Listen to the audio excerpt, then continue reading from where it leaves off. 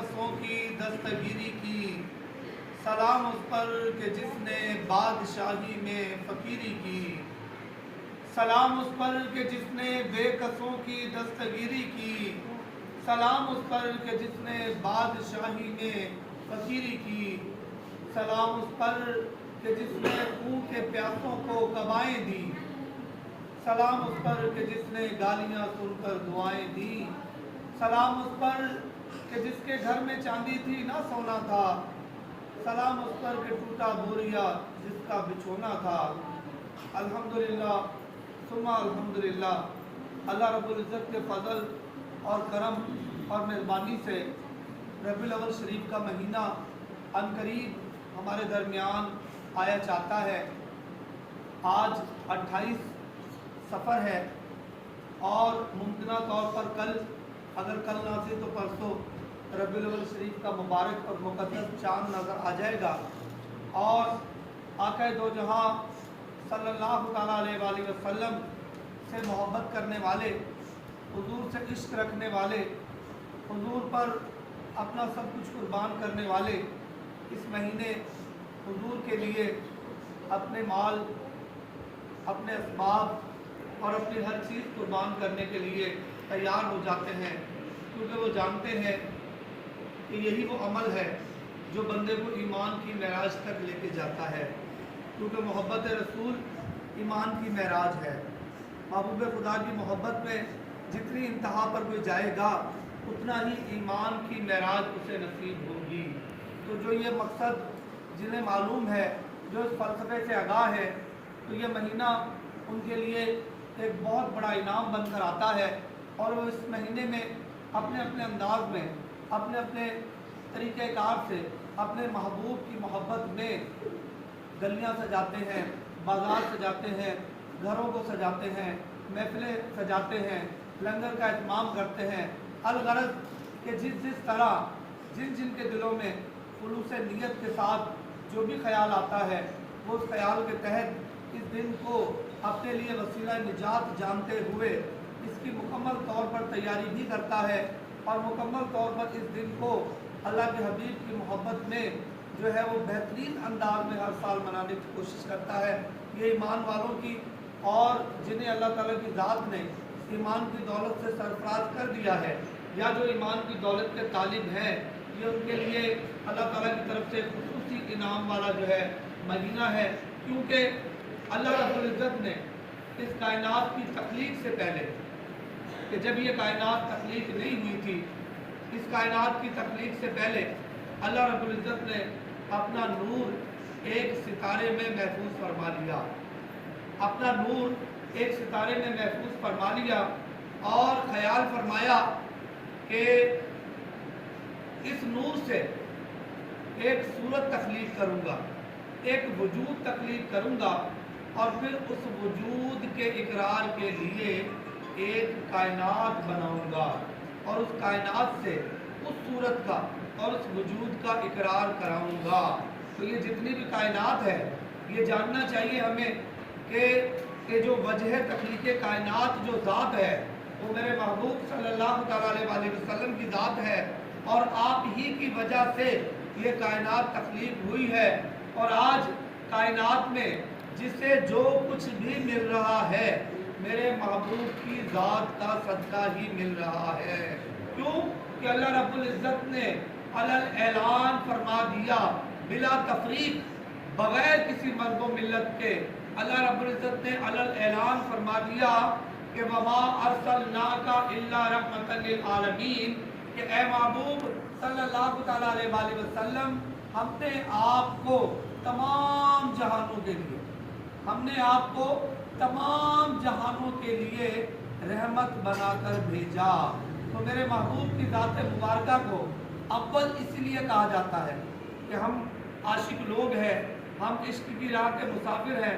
हम जानते हैं कि अव्वल भी मेरे महबूब की ज़ात है और हम जानते हैं कि आखिर भी मेरे महबूब की ज़ात है, कि सैयदुल अव्वली और सैयदुल आखिरी आपको इसलिए कहा जाता है, इसलिए कि जब कुछ भी नहीं बना था, जब कुछ भी नहीं बना था, उस वक्त सबसे पहले मेरे महबूब की ज़ात के लिए خدا کی ذات نے اپنے نور میں سے نور ستارے میں محفوظ فرمایا، اور خدا کی ذات نے سب سے پہلے، اب آپ ہم جتنے بھی دوست یہاں پر بیٹھے ہیں جو سلسلے سے وابستہ ہیں، ہم سب کو تصور کی تعلیم ہے، ہم سب کو تصور کی تعلیم ہے۔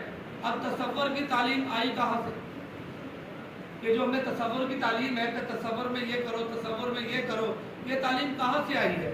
یہ خدائے رب ذوالجلال سے یہ تعلیم آئی ہے کہ پہلے خدا کی ذات نے تصور کیا ہے، پھر میرے محبوب کی تخلیق ہوئی ہے، پھر یہ کائنات ساری تخلیق ہوئی ہے۔ پہلے خدا کی ذات نے تصور کیا ہے کہ میں اس نور سے، یہ ایک تصور ہے کہ میں اس نور سے ایک وجود تخلیق کروں گا، یہ ایک تصور ہے، ابھی تخلیق نہیں کیا، یہ ایک تصور ہے۔ اور پھر اس کی تخلیق کے اس کے اقرار کے لیے ایک کائنات تخلیق کروں گا، یعنی کائنات کی تخلیق بھی اس وقت ایک تصور تھی، یعنی تصور پہلے ہے، تصور پہلے ہے، اور اس کا جو عملی مشاہدہ ہے وہ بعد میں ہے۔ تو ہمیں بھی یہی تعلیم ہے کہ تصور پہلے ہے، اور جب مہربانی ہوگی تو وہ اس کا ظہور جو ہے وہ بعد میں ہوگا۔ تو یہ تصور کا جو معاملہ ہے یہ خدائے رب ذوالجلال سے جاری ہے، اور خدائے رب ذوالجلال اس تصور کے معاملے کا سب سے پہلا جو ہے وہ اقراری اللہ رب العزت ہے۔ تو خدا کی ذات نے محبوب صلی اللہ تعالیٰ علیہ وسلم کی ذات مبارکہ کے ظہور کے لیے اپنے نور کو ایک ستارے میں متعین فرمایا، اور پھر جب اس نور سے وجود کو تخلیق کیا، کیونکہ تصور پہلے کیا جا چکا تھا، اب اس تصور کی تکمیل کا معاملہ آیا، تو اس نور سے جب صورت کو تخلیق کیا، اس نور سے جب وجود اطہر کو تخلیق کیا اپنے نور سے، جب اس وجود اطہر کو، جب اس صورت مقدسہ کو خدا کی ذات نے جب عملی شکل کی مہربانی فرمائی، تو خود خدائے رب ذوالجلال اپنے نور کا جلوہ دیکھ کر خود ہی دیوانہ ہو گیا۔ اللہ رب العزت اپنے نور کے ظہور کا جلوہ دیکھ کر صورت میں، کیونکہ آپ ہم سب اچھی طرح اس بات سے واقف ہے کہ خدا کی ذات بے صورت ہے۔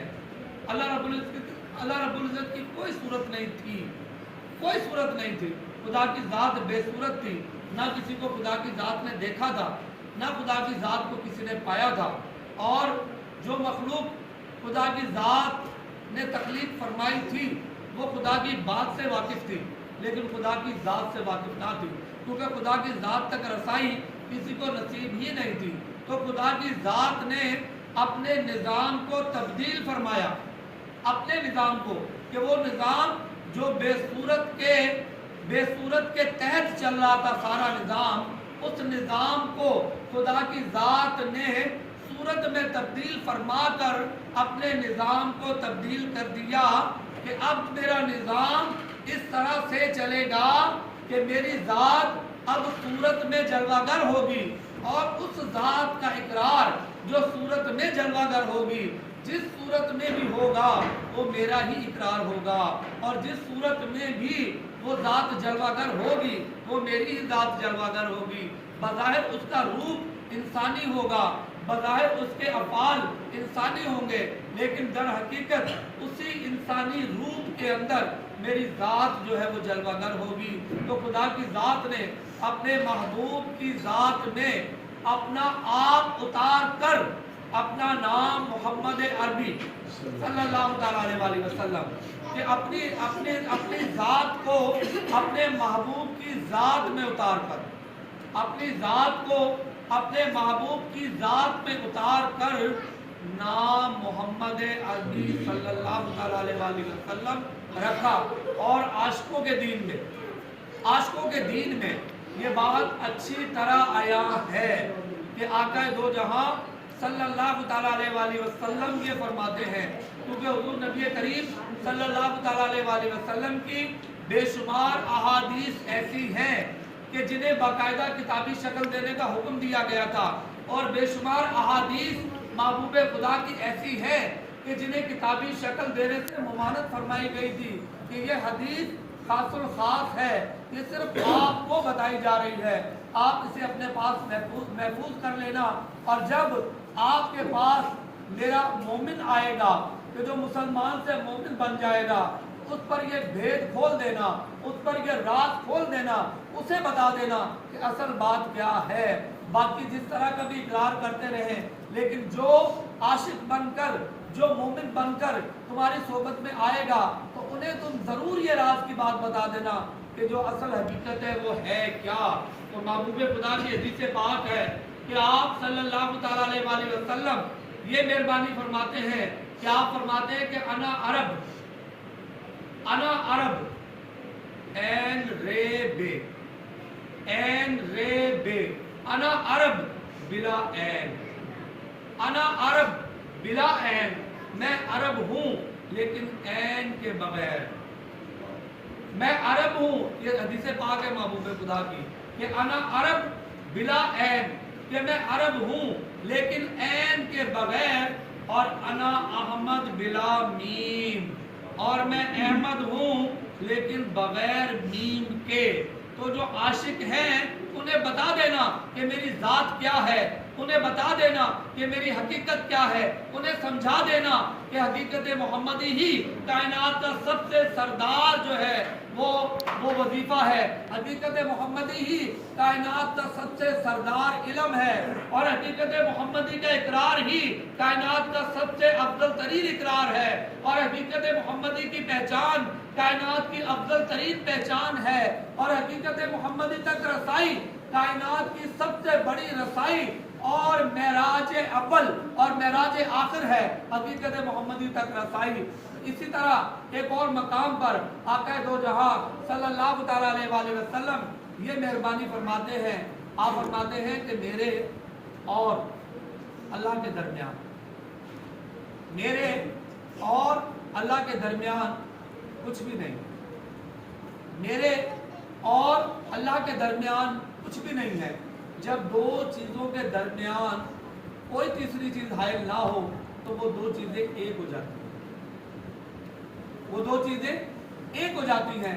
जब दोनों चीजों के दरमियान कोई तीसरी चीज ना हो तो वो दोनों चीजें एक हो जाती हैं। तो आप फरमाते हैं कि मेरे और अल्लाह रब्बुल इज्जत के दरमियान कुछ भी नहीं है।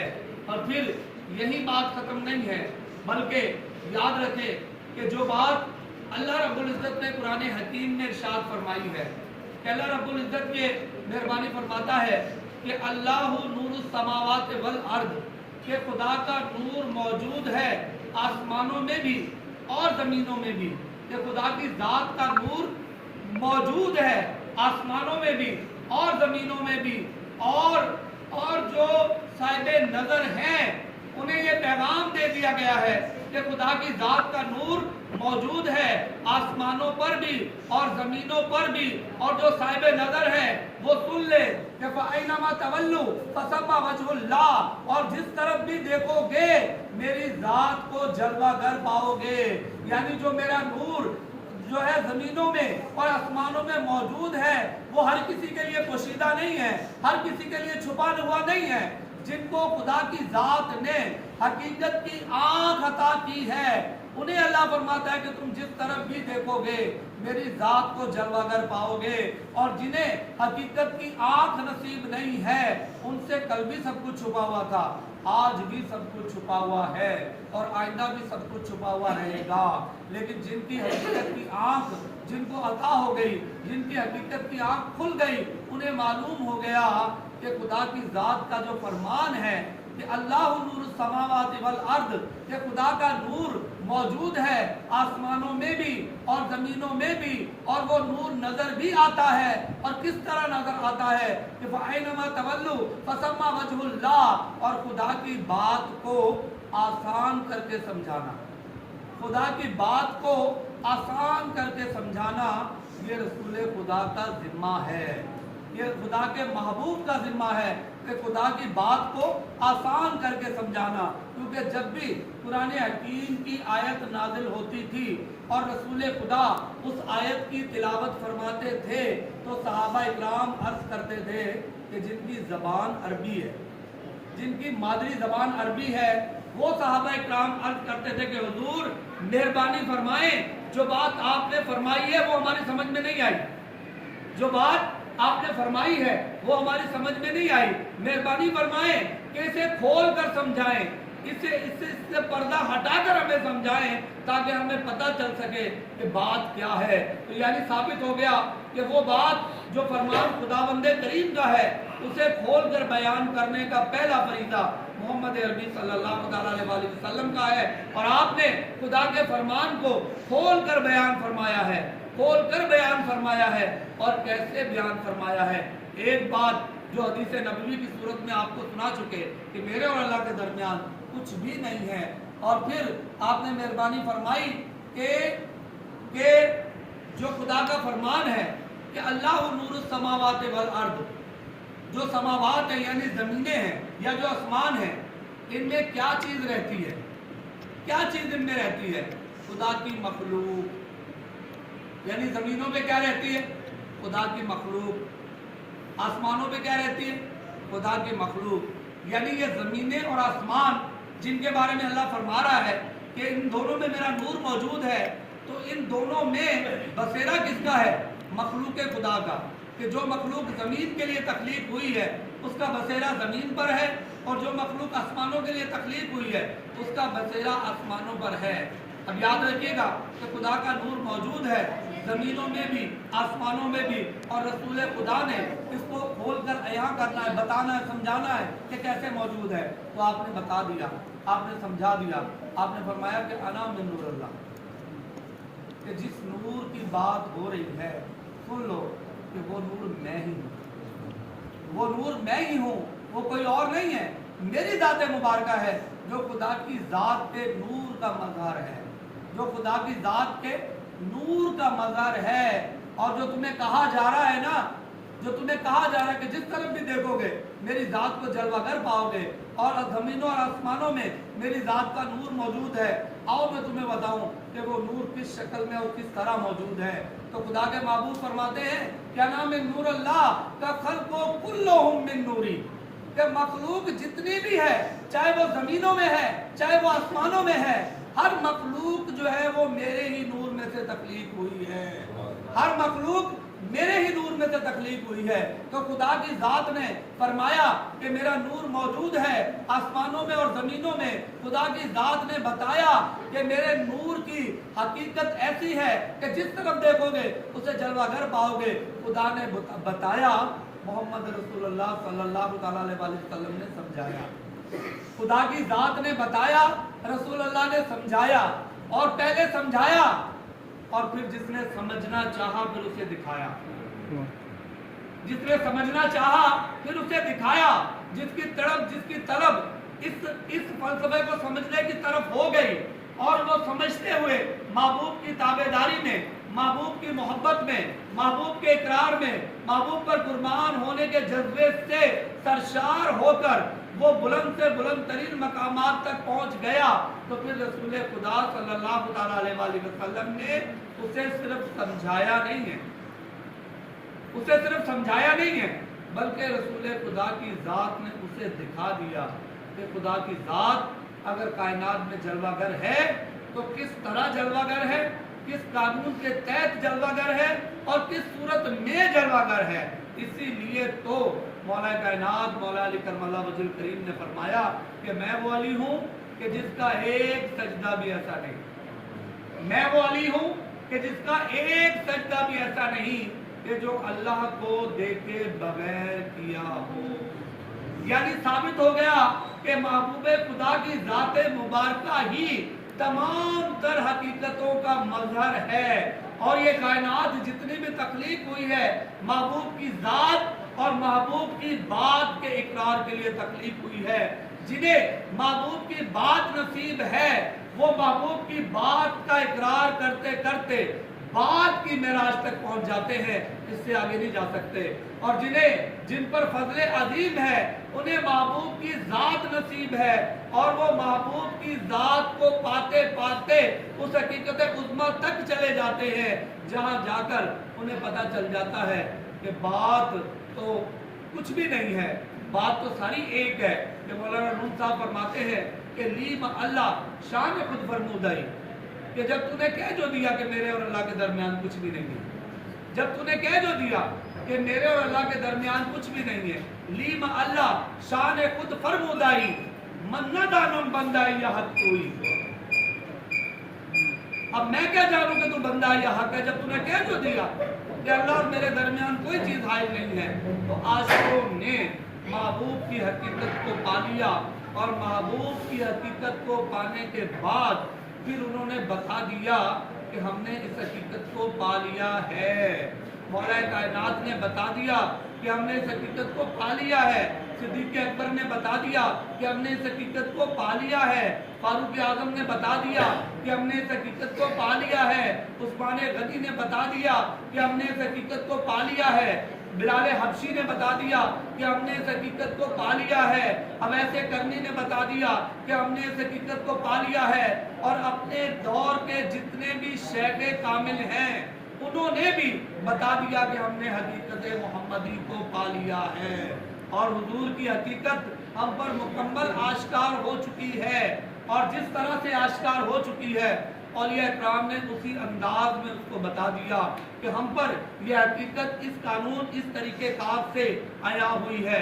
تو ثابت ہو گیا کہ یہ کائنات جتنی بھی ہے یہ حضور کی محبت میں تخلیق ہوئی ہے, حضور کے اقرار کے لیے تخلیق ہوئی ہے. اور جب خدا کی ذات نے آپ کی تخلیق فرمائی تو آپ کو تخلیق فرما کر آپ کا سراپا دیکھ کر خدا پکار اٹھا. اللہ یہ کہہ اٹھا کہ بے شک آج سے میں تیرا عاشق ہوں, آج سے میں تیرا عاشق ہوں اور تو میرا محبوب ہے. اور عاشق کے لیے محبوب کی اہمیت کیا ہے, عاشق کے لیے محبوب کی اہمیت کیا ہے. جو عشق کرنا جانتا ہے اسے پتا ہے کہ محبوب کی اہمیت کیا ہے. جسے عشق کا فلسفہ پتا ہے وہ جانتا ہے کہ عاشق کی نگاہ میں محبوب کی اہمیت کیا ہے. عاشق کی نگاہ میں محبوب کی اہمیت کیا ہے یہ وہ جانتا ہے جسے عشق کا فلسفہ عطا ہوا اور جس نے عشق کے فلسفے کو جاری کیا ہے, جس نے عشق کے فلسفے کو تخلیق کیا ہے, جس نے تخلیق کر کے اس کو جاری کیا ہے وہ بہتر جانتا ہے کہ عشق کی اصل معراج کیا ہے. تو خدا کی ذات جس نے اپنے محبوب کی صورت کو ظہور میں لا کر یہ فرما دیا کہ میں تیرا عاشق ہوں تو میرا محبوب ہے, اعلان کر دیا کہ آج سے عشق کا کھاتا کھول دیا گیا ہے. اور عشق کا جو پہلا اقراری ہے, عشق کا جو پہلا اقراری ہے وہ خدائے رب ذوالجلال ہے. اور جس شہنشاہ کا اقراری ہے وہ محمد عربی صلی اللہ علیہ وآلہ وسلم کی ذات مبارکہ ہے.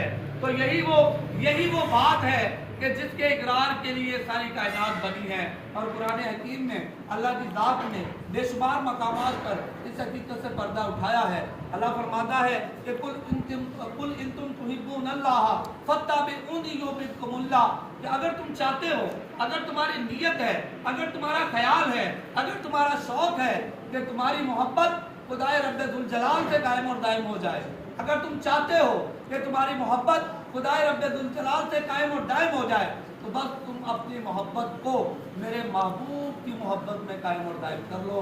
اگر میرے محبوب سے محبت ہو گئی تو میری ذات سے خود بخود ہو جائے گی. میرے محبوب کا اقرار ہو گیا, اطیع اللہ و اطیع الرسول, کہ اطاعت میری میرے محبوب کی, میری میرے محبوب کی. یعنی محبت میں خدا کی ذات نے اپنے آپ کو محبوب سے جدا نہیں کیا. اللہ کی ذات نے ایک ہی آیت میں دونوں باتیں فرما کر سمجھا دیا کہ ایک ہی بات ہے, ایک ہی بات ہے. سمجھایا جا رہا ہے تمہیں کہ محبت کرو میرے محبوب سے, ہو جائے گی میری ذات سے. اقرار کرو میرے محبوب کا, ہو جائے گا میرا. اور اطاعت کرو میرے محبوب کی, ہو جائے گی میری. اور جو تمہارے حساب کتاب کا معاملہ ہے وہ میرے اختیار میں ہے. تمہارے حساب کتاب کا معاملہ, تمہاری جزا اور سزا کا معاملہ میرے اختیار میں ہے. اور میں تمہیں بتا رہا ہوں کہ جب تم اپنے نفسوں پر ظلم کر بیٹھو تو میرے محبوب کی بارگاہ میں آ جائے کرو. یعنی خدا کی ذات نے سمجھا دیا کہ تیری ابتدا بھی میرا محبوب ہے اور تیری انتہا بھی میرا محبوب ہے.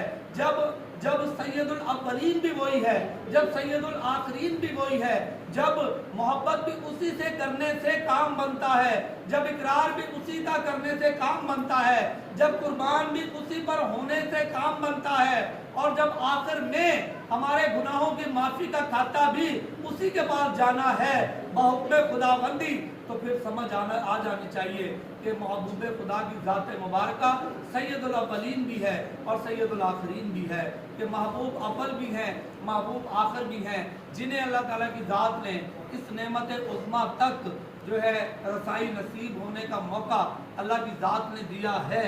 वो इस मोहब्बत को पाने के लिए, अपनी मोहब्बतों को इश्क में तब्दील करने के लिए अपने रहबर के ज़ेरे साया रहकर इस हकीकत को पाने के लिए जिद्दोजहद करते हैं, उसके लिए अपनी तवानाइयाँ सर्फ करते हैं।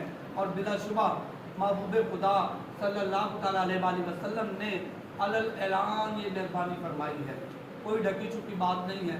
आपने अलल ऐलान फरमाया, उन्होंने गुदीर खम की वादी में फरमाया कि मन कुन तो मौला फहाजा अली मौला, ये विलायत का इकरार है, ये विलायत का इकरार है कि रिसालत विलायत में दम हो गई, और अब जो इकरार है वो विलायत का होगा। अब जो मोहब्बत होगी विलायत से होगी, अब जो कुर्बान होगा विलायत पर होगा, और अब मेरी ज़ात का जो कुछ भी मेरी ज़ात की हकीकत है, अब वो विलायत के सुपुर्द है, और विलायत उस ज़ात की हकीकत तक तुम्हें रसाई दिला सकती है।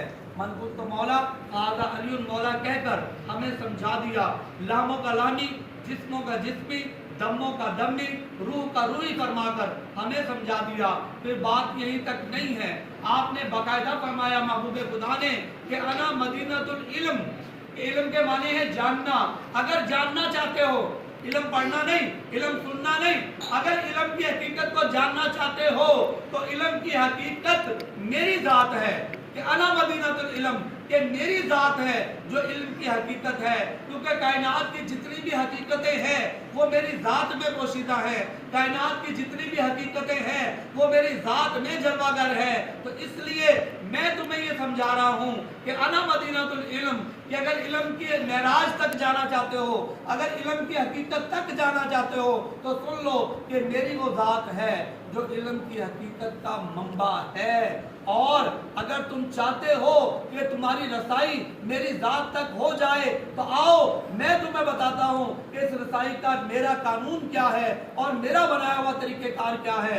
आपने फरमाया कि अना मदीनतुल इल्म, कि मैं इल्म का शहर हूँ, व अलीउन बाबुहा, और अली उसका दरवाज़ा है। यानी ये वो दरवाज़ा है कि जब तक इस दरवाजे से गुजर कर नहीं आओगे तब तक शहर में दाखिल हो नहीं सकते, और जब तक शहर में दाखिल नहीं होगे तब तक हकीकत मोहम्मदी तक रसाई हो नहीं सकती, और जब तक हकीकत मोहम्मदी तक रसाई नहीं होगी तो नहीं समझ में आएगा कि अल्लाह नूरुस समावाति वल अर्द कैसे है, नहीं समझ में आएगा कि वअइनमा तवल्लु फसम्मा वजहुल्लाह कैसे है, नहीं खबर पड़ेगी। जिन्होंने हकीकत मोहम्मदी तक रसाई पाई है उन्होंने बता दिया कि कैसे पाई है, और हर शहंशाह ने अपने अपने अंदाज में इस हकीकत से पर्दा उठा दिया है, बता दिया है कि जब रसूल अल्लाह ने फरमा दिया, जब खुदा ने फरमाया कि मेरी हकीकत का मजहर मेरे महबूब की ज़ात है, और अब जो इकरार होगा मेरे महबूब की ज़ात का होगा, अब जो कुर्बान होंगे मेरे महबूब की ज़ात पर होंगे, अब जो मेराज का जो है मेराज का फलसफा पाएंगे मेरे महबूब की ज़ात में सूरत में पाएंगे। तो महबूब ने जब इसी इल्म को आगे जारी फरमा दिया और इसे विलायत में ज़म फरमाकर ऐलान कर दिया कि अब इस इल्म की विरासत की वारिस विलायत है, और अब ये इल्म तुम्हें विलायत से नसीब होगा। और आपने फरमाया अपने सहाबा इकराम को कि जिस तरह मैं तुम्हारे दरमियान में हूँ, जिस तरह मैं तुम्हारे दरमियान में हूँ, ऐन इसी तरह मेरे औलिया अल्लाह अपने हमअसरों के दरमियान होंगे। अब जिन्होंने रसूलुल्लाह के फरमान की रूह से जिन्होंने मोहम्मद बिन अब्दुल्ला समझा, जिन्होंने मोहम्मद बिन अब्दुल्ला समझा, उनके लिए आज औलिया इकराम की ज़ात भी ऐसी है कि ये फलां का बेटा है, फलां का चाचा है, फलां का ताया, फलां का मामू है, फलां बिरादरी से फलां कौम से ताल्लुक़ रखता है। वो उस दौर में भी समझने वाले ऐसे थे जिन्होंने समझा कि ये खुदा का रसूल है, जिन्होंने समझा कि खुदा का महबूब है। वो उस दौर में महबूब की सूरत देखकर, महबूब की बात सुनकर उस फलसफे तक पहुंच गए। और जिन्होंने पेशवा को समझ लिया, अल्लाह के वली को समझ लिया, पूछ लिया, जान लिया, वो भी उनकी बात सुनकर उस फलसफे तक पहुंच गए। और जिन्होंने महबूब के इश्क में मेराज का फलसफा पा लिया, जिन्होंने महबूब के इश्क में मेराज का फलसफा पा लिया, दरवेशों की सोबत में आने वालों ने जब उस मकाम पर पहुंचे हैं तो उन्होंने भी मेराज का फलसफा पा लिया। लेकिन सहाबा इकराम को वो फलसफा रसूलुल्लाह की सूरत में नसीब हुआ और औलिया इकराम के मानने वालों को वही फलसफा अपने शेख की सूरत में नसीब होता है। ये कानून मोहम्मदी सल्लल्लाहु अलैहि वसल्लम है, ये रसूलुल्लाह का बनाया हुआ कानून है। और इस कानून में एक राई के दाने बराबर जितनी भी कमी बेशी ना हो सकती है, ना कोई कर सकता है। जो कानून रसूल खुदा ने मेहरबानी फरमा दिया, बना दिया, जब आपने कह जो दिया कि रूहों का रूही, कि उसकी रूह जो है वो मेरी रूह है, तो फिर ख़त्म हो गई बात। कोई बात लोग ये कहते हैं कि वो तो जी मौला कायनात के बारे में फरमाया था, हर किसी के लिए थोड़ी है। तो लोग ये समझते हैं कि बात वहाँ ख़त्म हो गई, लोग ये समझते हैं कि बात वहाँ ख़त्म हो गई। हम ये समझते हैं कि बात वहाँ से शुरू हुई, हम ये समझते हैं कि बात वहाँ से शुरू हुई है और ये बात ख़त्म नहीं होनी, ये तो इमाम मोहम्मद मेहदी अलैहिस्सलाम तक चलनी। क्यों कि जब रसूल खुदा सल्लल्लाहु अलैहि वसल्लम से इमाम मोहम्मद मेहदी अलैहिस्सलाम के बारे में पूछा गया, सवाल किया गया, तो अर्ज़ की गई कि हुजूर मेहरबानी फरमाएं कि हज़रत इमाम मोहम्मद मेहदी अलैहिस्सलाम का ज़हूर किस मकाम पर होगा। तो आका दो जहां सल्लल्लाहु अलैहि वसल्लम ने फरमाया कि इमाम मोहम्मद मेहदी अलैहिस्सलाम मक्के में पैदा होंगे, मक्के में पैदा होंगे। एक साहबी रसूल ने अर्ज़ की कि हुजूर मेहरबानी फरमाएं कि उनका इसमें ग्रामी क्या होगा, उनका इसमें ग्रामी क्या होगा जब वो दुनिया में जलवागर होंगे। आका जो जहां सल्लल्लाहु अलैहि वसल्लम फरमाने लगे कि उनका इसमें गिरामी मोहम्मद होगा, उनका इसमें गिरामी मोहम्मद होगा। फिर एक साहबी रसूल ने सवाल किया कि हुजूर उनके वालिद का नाम क्या होगा। तो आपने फरमाया कि उनके वालिद का नाम अब्दुल्ला होगा। किसी साहबी ने अर्ज़ किया हुजूर उनकी वालिदा का नाम क्या होगा। आपने फरमाया उनकी वालिदा का नाम आमिना होगा। एक साहबी को ज़रा ज़्यादा जल्दी, उसने हुजूर क्या वो आप ही, क्या वो आप ही होंगे। आप खामोश रहे, ना आपने हाँ में जवाब दिया, नहीं, आप खामोश रहे, आपने खामोशी इख्तियार फरमाई। लेकिन आपकी हदीस पाक ने वो बात खोल दी, आपकी हदीस पाक ने वो बात खोल दी कि आपने फरमाया कि मुसलमानों का आखिरी गज़वा, मुसलमानों का आखिरी गज़वा गज़वाए हिंद होगा। अब गज़वा पता किससे कहते हैं? वो जंग जिसमें रसूलुल्लाह बनफ्स नफीस मौजूद है, वो जंग कि जिसमें रसूल खुदा बनफ्स नफीस मौजूद हो, उसे गज़वा कहा जाता है। तो आपने फरमाया कि मुसलमानों का आखिरी गज़वा गज़वा हिंद होगा और उसमें जर्द रंग की फौज मुसलमानों की मदद करेगी। तो बात खुल गई, बात समझ में आ गई और हमारे शहंशाहों ने तो बड़े वाज़ेह तरीके से बता दिया कि हमने कैसे पाया और किस तरह से पाया है। कि ख्वाजा गुलाम फरीद फरमाते हैं, आप फरमाते हैं कि हर सूरत विश्वास, क्यों उसने कहा कि पहलमा तवल्लु बसमा वजूदा, जिस तरह जी दे। अब उसमें वो हद मुकर्रर नहीं है कि इधर है इधर नहीं है, यहाँ है यहाँ नहीं है, इधर है उधर नहीं, ऐसा नहीं, ऐसा नहीं। सिर्फ देखने वाली आँख होनी चाहिए, देखने वाली आँख होनी चाहिए। तो जिसकी आँख है ना वो ये फरमा रहे कि हर सूरत विच वसदा मेरा ढोला माही, हर सूरत विच वसदा मेरा ढोला माही, भेद अनोखे दसदा मेरा ढोला माही। कि मैंने जिस सूरत में भी देखा है, किसी को देखा है। हज़रत नियाज़ बिन नियाज़ सरकार फरमाते हैं, आप फरमाते हैं कि यार को हमने जा बजा देखा, यार को हमने जा बजा देखा, कहीं जाहिर कहीं छुपा देखा, कहीं जाहिर कहीं छुपा देखा, यार को हमने जा बजा देखा। ख्वाजा गुलाम फरीद फरमाते हैं कि किते बकर उमर उस्मान आया, किते बकर उमर उस्मान आया, किते असदुल्ला दी शान आया, किते बकर उमर उस्मान आया, किते असदुल्ला दी शान आया, किते हसन हुसैन इमाम बने, کہ حسن حسین امام بنے سلطانہ سر سلطان آیا بڑ فخر و دین جہان آیا. آپ کے شیخ کریم کا اسم فخر الدین ہے کہ بن فخر و دین جہان آیا. اور حضور پیر میرے علی شاہ صاحب کے مرشد ہے خواجہ شمس الدین سیالوی. آپ کے شیخ جو ہے وہ کھرل ہے قوم کے. آپ فرماتے ہیں کہ کملے لوگ جہان دے بھلے پھردے سب, کہ کملے لوگ جہان دے بھلے پھردے سب, دیکھ کے صورت کھرل دی کہ اجے بھی ٹونن رب.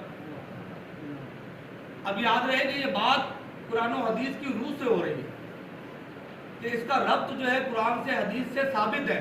یہ کسی کا اپنا بنایا ہوا علم نہیں ہے, یہ کسی کی اپنی بنائی ہوئی بات نہیں ہے, بلکہ کوئی علم ایسا نہیں ہے جس کا ربط جو ہے قرآن و حدیث سے نہ ہو. ہر بات کا ربط قرآن و حدیث سے ملتا ہے. تو آپ مہربانی فرماتے ہیں کہ کملے لوگ جہان دے بھلے پھردے سب, وید کے صورت کھرل دی کہ ہجے بھی ٹونن رب. پھر آپ فرماتے ہیں کہ نائے کلمہ کفر دا نائے ترک ادب, نائے کلمہ کفر دا نائے ترک ادب, میں یا بندی کھرل دی کھرل میرا رب. کہ مجھے جب وہ ملا ہی ادھر ہے, مجھے موجود تو ہر جگہ ہے. اس نے کہہ نہیں دیا کہ ہر صورت میں موجود ہوں, ہر جگہ موجود ہوں. اب مجھے تو یہاں نظر آیا, جہاں نظر آیا کہ میں نے وہیں کا بتانا ہے یا کہیں اور کا بتانا. ہم نے جس شخص کو جہاں دیکھا ہوتا ہے وہی بتاتے ہیں کہ یار یہ مجھے وہاں نظر آیا تھا, یا کہیں اور بتاتے ہیں. دیکھا کوئی اور ہوتا بتاتے ہیں کہیں اور ہے, نہیں جہاں دیکھا ہوتا ہے وہیں بتاتے ہیں. تو جس نے جہاں دیکھا اس نے وہیں بتانا ہے, اس نے وہیں بتانا ہے. تو خواجہ غلام فرید فرماتے ہیں کہ مکہ لدہ حاجیاں, مکہ لدہ حاجیاں, کہ حاجیوں کو مکہ نصیب ہو گیا, حاجیوں کو مکہ نصیب ہو گیا.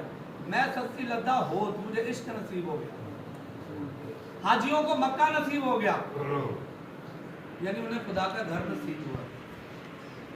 خدا نے مکہ لدہ حاجیاں میں سستی لدہ ہوت, رب دیدار دے وسی وچ صورت شکر بلوچ. کہ مجھے پتا ہے کہ اس نے جب بھی مجھے دیدار دینا اسی آئینے میں دینا جس سے میری وابستگی ہے, جس آئینے سے میری محبت ہے, جس آئینے سے میں وابستہ ہوں, جس آئینے کا میں اقرار کرتا ہوں. لیکن جو لفظ آئینہ تصوف ہے, تصوف اس علم کو کہتے ہیں جو رسول اللہ نے باطنی طور پر قلبوں میں جاری کیا اور سینہ بہ سینہ اس علم کو منتقل فرمایا, اس علم کو علم تصوف کہا جاتا ہے. اور آئینہ تصوف جو درویشی میں جو لفظ استعمال ہوتا ہے, آئینہ تصوف یعنی تصوف کا آئینہ, تو وہ شیخ کی صورت ہے. اور جسے شیخ کی صورت سے محبت ہو جاتی ہے, جس پر شیخ کی صورت کا راز کھل جاتا ہے, جسے شیخ کی حقیقت پتہ چل جاتی ہے, جسے شیخ کا وہ روپ نظر آ جاتا ہے جس کے لیے خدا کی ذات نے اسے اس کائنات میں بھیجا ہوتا ہے, تو پھر اسے اس آئینے میں سارا کچھ نظر آنے لگ جاتا ہے. اس آئینے میں سارا کچھ نظر آنے لگ جاتا ہے. اور جب وہ دوئی ختم ہوتی ہے اور وہ دونوں ایک ہوتے ہیں تو آئینہ بھی ایک ہو جاتا ہے, دیکھنے والا بھی اور نظر آنے والا دونوں ایک ہو جاتے ہیں. جب دیکھنے والا اور نظر آنے والا دونوں ایک ہو جاتے ہیں, دونوں ایک ہو جاتے ہیں, تو پھر وہ کیفیت کو بھی درویشوں نے بڑے خوبصورت انداز میں بیان کیا ہے. بابا بلے شاہ سرکار فرماتے ہیں, آپ فرماتے ہیں کہ کی جانا میں کون ہوں بلیا کی جان. یہی تعلیم ہمیں کہ اپنی نفی کرو, ذات کا اثبات کرو. آپ نفی کے اس مقام پر ہیں, آپ نفی کے اس مقام پر ہیں کہ جس مقام پر آپ فرما رہے ہیں کہ مجھے نہیں پتا میں کون ہوں, مجھے نہیں معلوم میں کون ہوں. کہ کی جانا میں کون ہوں بلیا کی جانا میں کون, نام کافر وچ پلیتا. میں وہ بھی نہیں ہوں, کافر بھی نہیں ہوں جو پلیت ہے. نام مومن وچ مسیتا, میں وہ والا مومن بھی نہیں ہوں جو 24 گھنٹے مسجد میں بیٹھا رہتا ہے, میں وہ بھی نہیں ہوں. نام کافر وچ پلیتا, نام مومن وچ مسیتا, نام موسیٰ نہ فرعون. کی جانا میں کون بولیا کی جانا میں کون, نام پیت مذہب دا پایا. مجھے پتہ نہیں مذہب کسے کہتے ہیں. اب یہ وہ مقام ہے جس پر آپ موجود ہیں اور اس مقام کی منزلیں طے کرتے جا رہے ہیں اور بتاتے جا رہے ہیں کہ بات کیا ہے. جیسے جس منزل پہ ہے اس منزل کی بات بتاتے جا رہے ہیں. اب منزل در منزل آپ آگے جا رہے ہیں اور جتنا آگے جا رہے ہیں اتنی بات آپ بتاتے جا رہے ہیں. اب بولتے ہیں نام پیت مذہب دا پایا, نام آدم ہوا جائے. نام پیت مذہب دا پایا, نام آدم ہوا جایا, مجھے نہ آدم نے پیدا کیا نہ ہوا نے پیدا کیا ہے. اور ذرا غور کرے کہ کون سی ذات ہے جسے آدم اور ہوا نے پیدا نہیں کیا. اگر تو بشر ہے تو وہ تو کوئی بھی ایسا نہیں جسے آدم اور ہوا نے پیدا نہ کیا ہو. اگر تو بشر ہے تو کوئی بشر ایسا نہیں ہے جسے آدم و ہوا نے پیدا نہ کیا ہو. اور جو یہ کہہ رہا ہو کہ مجھے آدم اور ہوا نے پیدا نہیں کیا، پھر وہ بشر نہیں ہے، پھر وہ بشر نہیں ہے. کیونکہ یہ اس ذات کا فرمان ہے کہ نہ کوئی اس کا باپ ہے، نہ وہ کسی کا بیٹا ہے، نہ کوئی اس کا باپ ہے، نہ کوئی اس کا بیٹا ہے. یہ اس ذات کا فرمان ہے. آپ فرماتے ہیں نام پیت مزدہ پایا، نام آدم ہوا جایا، نہ کوئی اپنا نام دھرایا. کی جانا میں کون ہوں بولیا، کی جانا میں کون. اب پہنچ گئے اس مقام جس سے مقام اولا کہتے ہیں، جہاں دو جو ہے ایک ہو جاتے ہیں، جہاں دوئی کا فرق ختم ہو جاتا ہے. اس مقام پر پہنچ گئے. جب پہنچ گئے تو اس مقام پر جب پہنچتا ہے تو پھر بندہ نہیں بولتا، تو بندہ نہیں بولتا، بندہ تو مٹ جاتا ہے، ختم ہو جاتا ہے. پھر جو ذات ہوتی ہے پھر وہ بولتی ہے. اب وہ ذات جب بولتی ہے کیسے بولتی ہے؟ کیا فرماتے ہیں کہ اول آخر آپ نو جانا، اول آخر آپ نو جانا. اول بھی میں ہوں، آخر بھی میں ہوں، اول آخر آپ نو جانا. اور کیا ایسا ہے نہیں؟ کیا اول وہ ذات نہیں؟ کیا آخر وہ ذات نہیں ہے جسے ہم سید الاولی مانتے ہیں، سید الآخری مانتے ہیں؟ وہ کہہ رہا ہے کہ میں تمہاری روح میں موجود ہوں، کہ اپنے اولیاء اکرام کو فرما رہا ہے کہ تمہاری روحوں میں موجود ہوں. تو کیا وہ ذات جب ظہور میں آئے گی تو اسے کیا کہیں گے؟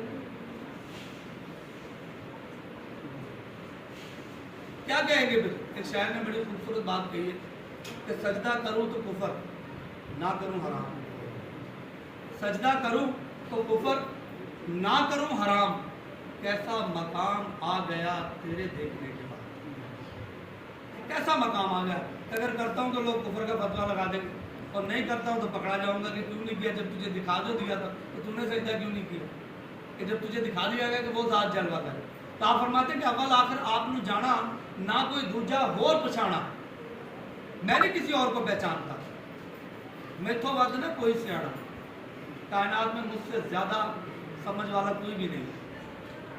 بولیا او کھڑائی کون، جسے تو جانتا ہے وہ کھڑا ہو، میں وہ نہیں. جب اس کیفیت کا زور بابا فرید الدین مسعود عالم گنج شکر پر ہوتا ہے. اور یہ یاد رکھیں کہ جتنی بھی گفتگو ہے اسے قرآن و حدیث سے ربط دے لے، ایک بات بھی قرآن و حدیث سے باہر نہیں ملے گی.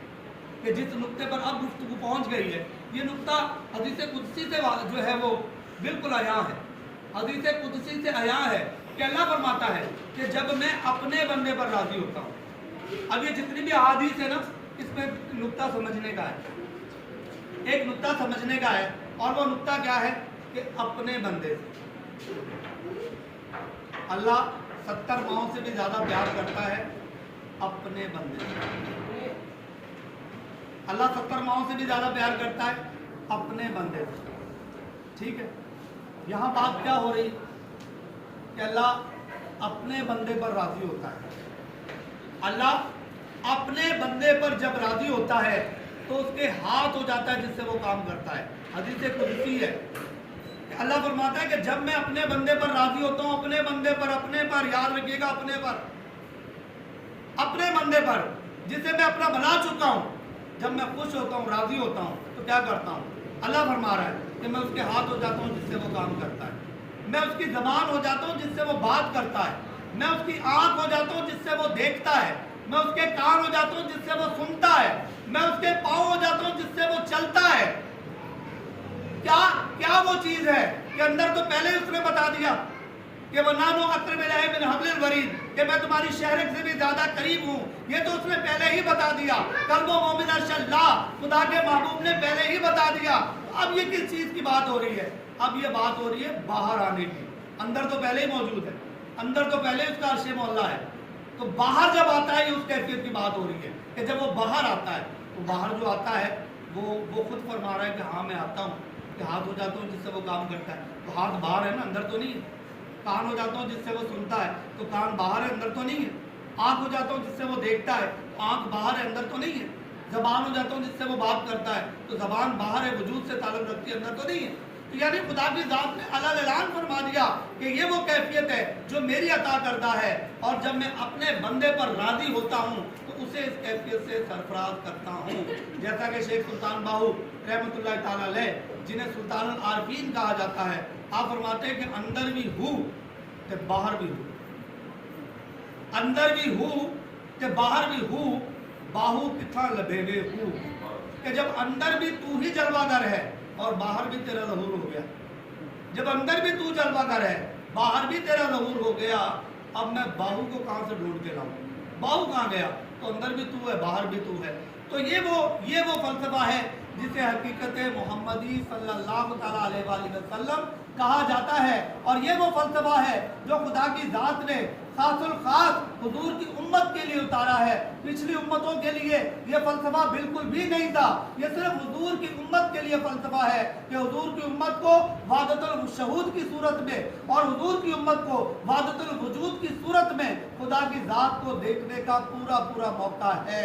جو لوگ اولیاء کرام سے نسبت اختیار کرتے ہیں، جو لوگ اولیاء کرام کی اقتداء میں آ جاتے ہیں، جو لوگ اولیاء کرام سے محبت کرتے ہیں، اولیاء کرام کا اقرار کرتے ہیں، اولیاء کرام کی تابعداری کرتے ہیں، اولیاء کرام پر قربان ہوتے ہیں، انہیں معلوم ہونا چاہیے کہ ان ساری باتوں کے پیچھے صرف ایک مقصد ہے، صرف ایک مقصد ہے کہ ہم نے اس شیخ کی صحبت اختیار کر کے، ہم نے اس شیخ سے محبت کر کے، ہم نے اس شیخ کی تابعداری کر کے، ہم نے اس شیخ پر قربان ہو کر کیا پانا ہے؟ ہم نے حقیقت محمدی کو پانا ہے، کیونکہ حقیقت محمدی کو جو پا جائے گا اس جہان میں بھی سرخرو ہو جائے گا، اس کے نام کے ڈنکے بجیں گے، اور اس جہان میں بھی اس کا مرتبہ بے مثل ہوگا، بے مثال ہوگا، اور اس جہان میں بھی اسی کے نام کے ڈنکے بجیں گے۔ کیوں کہ یہ کائنات میرے محبوب کے اقرار کے لیے تخلیق ہوئی ہے، یہ کائنات میرے محبوب کے اقرار کے لیے تخلیق ہوئی ہے، اور جنہیں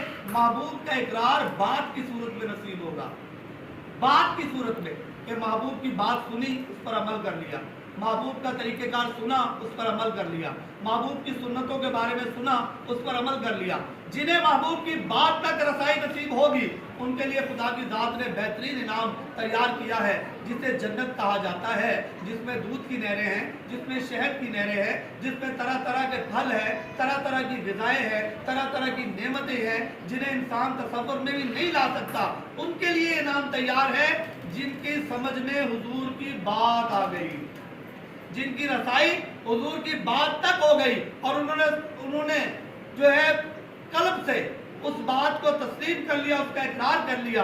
ان کا بہترین ٹھکانہ اللہ نے تیار کیا ہے، جس کا نام جنت ہے، اور جس کا نقشہ یہ ہے، جس کا تصور یہ ہے کہ اس میں دودھ کی نہریں ہیں، شہد کی نہریں ہیں، اس میں حوریں ہیں، اس میں یہ چیز ہے، یہ چیز ہے، یہ چیز، یہ اس کا تصور ہے۔ اور جس نے حضور کی ذات کو پا لیا، جس نے حقیقت محمدی کو پا لیا، اس کے لیے کیا نعمت آگے موجود ہے؟ اس کے لیے خود خدا کی ذات موجود ہے، اس کے لیے کوئی جنت کا تذکرہ نہیں ہے، کوئی عبادتوں کا تذکرہ نہیں ہے، کچھ بھی نہیں ہے۔ اس کے لیے دو لفظی بات ہے کہ فدخلی فی عبادی وادخلی جنتی، کہ داخل ہو جاؤ بیچ میرے بندے کے اور آ جاؤ میری جنت میں۔ کہ ایک وہ جنت ہے جو میں نے تخلیق کی ہے، ایک جنت مخلوق ہے اور ایک جنت خالق ہے، اور دونوں کو پانے کا طریقہ تمہیں بتا دیا گیا ہے۔ تو اس جنت کو پانا ہے تو عبادتیں کرو، خلوص نیت کے ساتھ کرو۔ اگر تمہاری عبادتوں میں اخلاص ہوگا تو وہ جنت تمہیں نصیب کروں گا جس میں دودھ کی نہریں، شہد کی نہریں، حوریں اور طرح طرح کی نعمتیں ہوں گی۔ اور یہاں جو جنت کی بات ہو رہی ہے، حقیقت محمدی کی جو بات ہو رہی ہے، اس کو پانے کے لیے دو لفظی بات فرمائیے۔ کوئی لمبی چوڑی دلیل نہیں ہے، کوئی لمبی چوڑی تمہید نہیں ہے، کوئی لمبے چوڑے ورد نہیں ہے، وظائف نہیں ہے، بس دو لفظی بات ہے کہ فدخلی، داخل ہو جاؤ، فی عبادی، بیچ میرے بندے کے، وادخلی جنتی، اور آ جاؤ میری جنت میں۔ قرآن حکیم نے پردہ اٹھا دیا کہ اگر خدا کی ذات تک رسائی چاہتے ہو تو چونکہ وہ محمد عربی کی ذات میں جلوہ گر ہے، اس لیے حقیقت محمدی تک رسائی حاصل کر لو۔ جس کی رسائی حقیقت محمدی تک ہو گئی، بلا شبہ خدا کی ذات تجھ سے پوشیدہ نہیں رہے گی، اور حقیقت محمدی تک پہنچنے کے لیے تمہیں جو راستہ دیا گیا ہے وہ شیخ کریم کی صورت میں دیا گیا ہے، کہ شیخ کریم کی صورت سے محبت، شیخ کریم کی صورت کا اقرار، شیخ کریم کی بات کا ذات کا اقرار، اس سے اس کی تابعداری، اس سے محبت، اس کے لیے دن رات خیال اس کا جب طبیعت پر حاوی ہو جاتا ہے تو پھر انسان مسلمان سے مومن بنتا ہے، اور جب مسلمان سے مومن بنتا ہے تو اس کی آنکھ باطن میں کھول دی جاتی ہے۔ جب اس کی آنکھ باطن میں کھلتی ہے تو پھر اسے وہ مناظر نظر آتے ہیں جس کو انسانی آنکھ دیکھنے کی اہل نہیں ہے، وہ مناظر اسے دکھائے جاتے ہیں۔ جب وہ مناظر ہم دیکھتے ہیں تو پھر ہمیں پتہ چلتا ہے کہ جہان تو آگے کوئی اور بھی ہے، اس سے آگے کوئی جہان اور بھی ہے، اس سے آگے بات اور بھی ہے، اس سے آگے کام اور بھی ہے، اس سے آگے ذات اور بھی ہے۔ تو جب ہماری تڑپ ہوتی ہے، لگن ہوتی ہے، ہمارا جذبہ ہوتا ہے، شوق ہوتا ہے، تو پھر ہمارے لیے وہ راستے کھولے جاتے ہیں۔ لیکن اگر ہم اپنے آپ کو دنیا داری کی محبت میں گرفتار کر کے، دنیا داری کی خواہشات میں مبتلا ہو کر، دنیا داری ہی کو اپنا سب کچھ جانتے ہوئے دن رات اسی کی تڑپ اور طلب میں لگے رہے، تو پھر یاد رکھیں کہ جس کام کے لیے ہم اس طرف آئے ہیں وہ کام ہمارا نصیب نہیں ہوگا۔ نصیب تو ہے لیکن ہم اپنی کمیوں اور کوتاہیوں کی وجہ سے اس کو حاصل نہیں کر پائیں گے، اور اگر اس کو حاصل کیے بغیر دنیا سے جائیں گے تو اس سے بڑی بد نصیبی ہمارے لیے اور کوئی ہو نہیں سکتی۔ حدیث پاک ہے، اکثر آپ لوگوں کو سنائی ہے کہ محبوب خدا صلی اللہ تعالیٰ علیہ وسلم سے کسی نے سوال کیا کہ حضور مہربانی فرمائیں کہ دنیا کا محروم ترین شخص کون ہے، مہربانی فرمائیں کہ دنیا کا محروم ترین شخص کون ہے۔ آقا دو جہاں صلی اللہ تعالیٰ علیہ وسلم نے فرمایا کہ وہ جو سمندر میں رہ کر بھی پیاسا ہے، وہ جو سمندر میں رہ کر بھی پیاسا ہے، وہ دنیا کا محروم ترین شخص ہے۔ تو یہ جو سلسلہ ہے، جو سلسلہ صابریہ عالیہ ہے، سلسلہ چشتیہ عالیہ ہے، سلسلہ قادریہ عالیہ ہے، جس سے ہماری نسبت ہے، یہ حقیقت کا سمندر ہے، یہ حقیقت محمدی کا سمندر ہے۔ اس سمندر میں غوطہ زن تو ہو کر دیکھو، باہر کھڑے ہو کے جب تک دیکھتے رہو گے تو کچھ نہیں پتا چلے گا کہ سمندر کے اندر کیا ہے، نہیں پتا چلے گا کہ سمندر کے اندر کیا ہے۔ اگر غوطہ لگا لیا اور اوپر تیر کر واپس آ گئے تب بھی پتہ نہیں چلے گا کہ اندر کیا ہے۔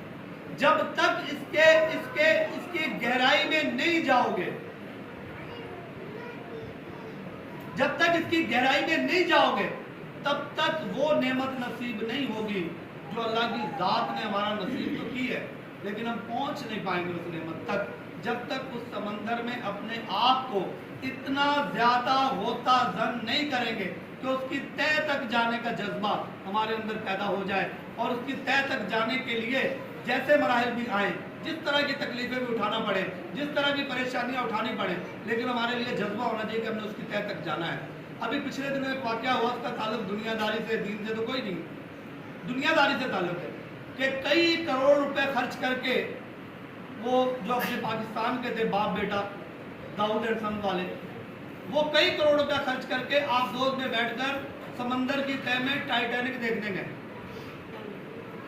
اب انہیں پتا تھا کہ اس میں مشکلات آئیں گی، انہیں پتا تھا کہ اس میں بڑے بڑے مراحل بھی آئیں گے، انہیں پتا تھا کہ جان بھی جا سکتی ہے، لیکن ٹائٹینک دیکھنے کا جذبہ اتنا زیادہ تھا کہ کئی کروڑ روپے خرچ کر کے وہ نیچے گئے اور ٹائٹینک تو شاید نہ دیکھ پائے لیکن جانیں ان کی جو وہ چلی گئی۔ یعنی انہوں نے اپنی جان کی بھی پرواہ نہیں کی، مال کی بھی پرواہ نہیں کی۔ تو جب ایک دنیا داری کا چھوٹا سا مقصد پانے کے لیے ایسا جذبہ ہو سکتا ہے کہ جان کی بھی پرواہ نہ ہو اور مال کی بھی پرواہ نہ ہو، تو کیا حقیقت محمدی تک پہنچنے کے لیے یہ جذبہ نہیں ہو سکتا؟ کیا یہ شوق نہیں ہو سکتا؟ کیا یہ لگن نہیں ہو سکتی؟ ہو سکتی ہے، لیکن کب ہوگی؟ جب ہم اسے پیدا کرنے کی کوشش کریں گے، جب ہم اس تک پہنچنے کی کوشش کریں گے، اور اس تک پہنچنے کے لیے جو ہمیں رستہ رسول خدا نے عطا کیا ہے، اللہ رب العزت نے عطا کیا ہے، وہ قانون رسالت کے تحت وہ پیشوا کی ذات اور پیشوا کی بات ہے۔ اپنے پیشوا کی ذات سے اور اپنے پیشوا کی بات سے جان و دل کے ساتھ وابستہ ہو جاؤ۔ بلا شبہ یہی وہ بات، یہی وہ ذات ہے جو رسول اللہ کی مہربانی کے طفیل آپ کو اس منزل مقصود تک لے جائے گی۔ اس منزل مقصود تک جانے کے لیے آپ نے اس راستے کا انتخاب کیا ہے۔ حضرت پیر میرا بھیک سید رحمۃ اللہ تعالیٰ علیہ اس کی آیت کے ضمن میں کہ جس میں اللہ فرماتا ہے فادخلی فی عبادی وادخلی جنت، کہ آ جاؤ میری جنت میں، آپ نے بڑی خوبصورت مہربانی فرمائی ہے۔ آپ فرماتے ہیں کہ سب ذات صفات سے ہو نربل، سب ذات صفات سے ہو نربل، ہر قسم کی ذات اور ہر قسم کی صفات سے بیگانہ ہو جائے، یعنی نفی اپنی اس مقام کی کر کہ نہ تجھے کوئی ذات یاد رہے نہ کوئی بات یاد رہے، نہ کوئی ذات یاد رہے نہ کوئی بات یاد رہے، जब नफ़ी की कोशिश करोगे तो आहिस्ता आहिस्ता आहिस्ता आहिस्ता उस मकाम तक पहुँचोगे। ये नहीं कि आज ही आपने नफ़ी की कोशिश की और आज ही आप उस मकाम पर पहुँच गए। अल्लाह चाहे तो उसको ताकत है, लेकिन तरीक़ेकार यही है कि आप जो है इसकी जिद्दोजहद में मुसलसल लगे रहो। आपकी ज़िंदगी में कोई लम्हा भी ऐसा आ सकता है जो आपको उस मंजिल तक ले जाएगा। एक लम्हे में उस मंजिल तक चला जाता है बंदा, एक लम्हे में। और जो कोशिश में लगे होते हैं उनके लिए वो लम्हा किसी वक्त भी आ सकता है, किसी वक्त भी आ सकता है। तो आप फरमाते हैं कि सब ज़ात सिफात से हो निर्मल जब साधु सुन में ध्यान धरे। सब ज़ात सिफात से हो निर्मल जब साधु सुन में ध्यान धरे, तब सिमर सिमर सिमरन से परे। फिर कोई विरद नहीं, कोई वजीफा नहीं, किसी चीज़ की जरूरत नहीं।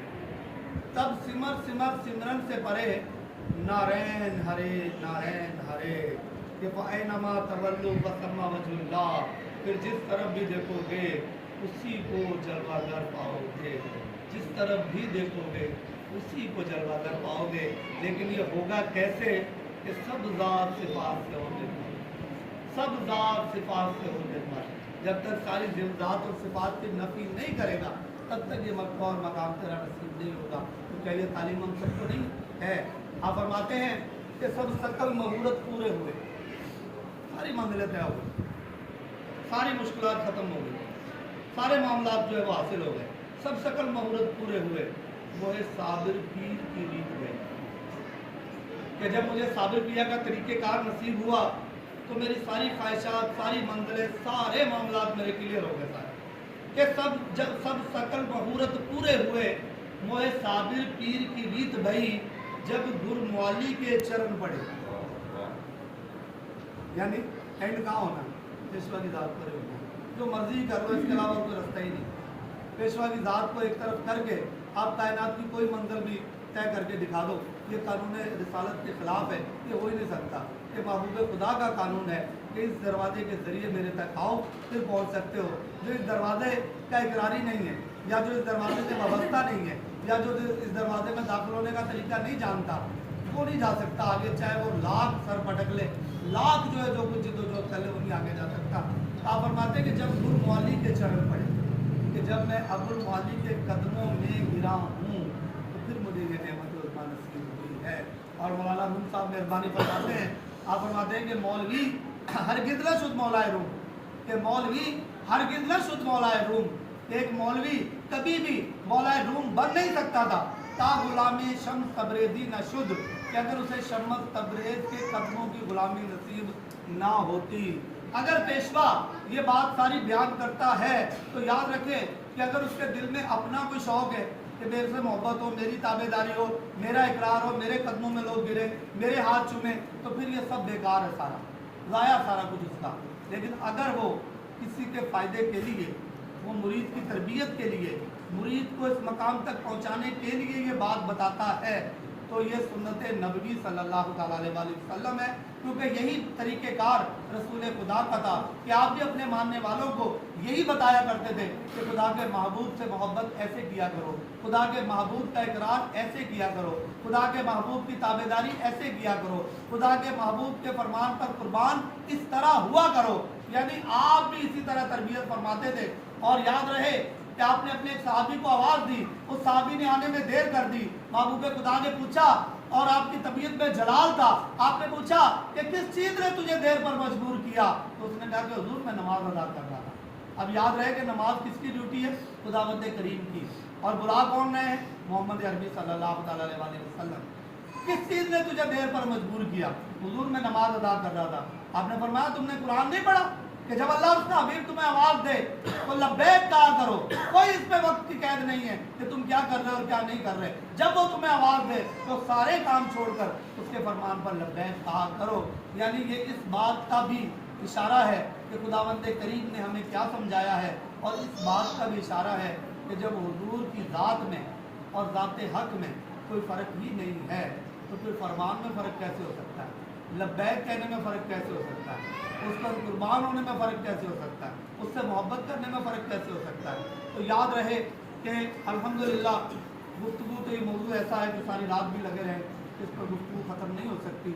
लेकिन वक्त को की नज़ाकत को महसूस करते हुए हम अपनी गुफ्तगू को समेटने की कोशिश करते हैं। हमने तबरकन गुफ्तगू इसलिए की है कि हम लोग दुनियादारी में उलझे हुए लोग हैं, दुनियादारी के मसाइल में फंसे हुए लोग हैं, दुनियादारी की मुश्किलात में फंसे हुए लोग हैं और बुरी तरह से हम जकड़े हुए उलझे हुए लोग हैं। तो हमें इस तरफ रुजू करने का मौका बहुत कम मिलता है, बहुत कम मिलता है। और हम रहमत के लम्हात भी आते हैं, वो हमसे मिस हो जाते हैं, ज़ाया हो जाते हैं। अल्लाह की मेहरबानी के समरात आते हैं, लेकिन हम अपनी उलझनों में फंसे होते हैं, वो आगे निकल जाते हैं, हमें पता ही नहीं होता। तो पेशवा का काम है कि आपकी सोई हुई रूह को जगाना, पेशवा का काम है कि आपके सोए हुए इरादों को जगाना, पेशवा का काम है आपकी सोई हुई नीयतों को जगाना, पेशवा का काम है कि अगर भूल गए हो तो फिर आपको रास्ते पर लाना, और पेशवा का काम है कि आपको बार बार बताना कि आपका मकसद ये नहीं असल ये है, आपका काम असल ये नहीं असल ये है, क्योंकि यही वो जिम्मेदारी है जिसके लिए खुदा की ज़ात ने उसे रहबर बनाया है।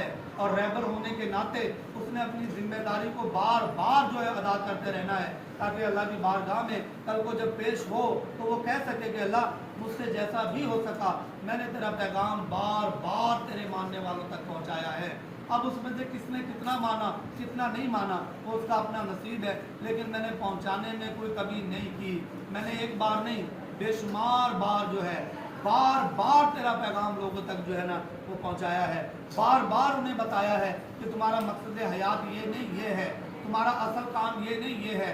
हुजूर बाबा फरीदुद्दीन मसूद आलम गंजे शकर की आल में से हज़रत मोहम्मद हुसैन शाह साहब हुजूर के मज़ार आलिया पे रो रहे हैं और रो कर अर्ज़ पेश कर रहे हैं कि हुजूर मेहरबानी फरमाएं कि मैं राह सुलूक में सफ़र करना चाहता हूँ और मुझे बताएं कि मैं उसका आगाज़ कैसे करूँ। ये बड़ी खूबसूरत बात है, इसको जब गौर कर लेगा, जिसका नसीब हो गया गौर करना, उसे पता चल जाएगा कि ज़िंदगी का असल मकसद तो कोई और है, हम ये किन चक्रों में लगे हुए हैं, उसे पता चल जाएगा। इसलिए बार बार वो बातें रिपीट की जाती हैं, बार बार वो बातें सुनाई जाती हैं।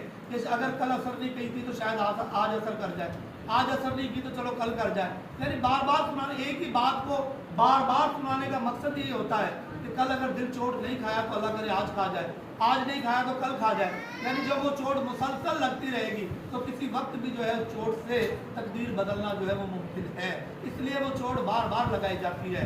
तो आपने अर्ज़ की कि हुजूर मैं राह सुलूक में सफ़र करना चाहता हूँ, मेहरबानी फरमाएं कि मैं अपना आगाज़ किस काम से करूँ। तो बाबा फरीदुद्दीन मसूद आलम गंजे शकर ने फरमाया कि तुम जाओ और जाकर दुनियादारी के काम कसरत के साथ करने लग जाओ, दुनियादारी के काम कसरत के साथ करने लग जाओ।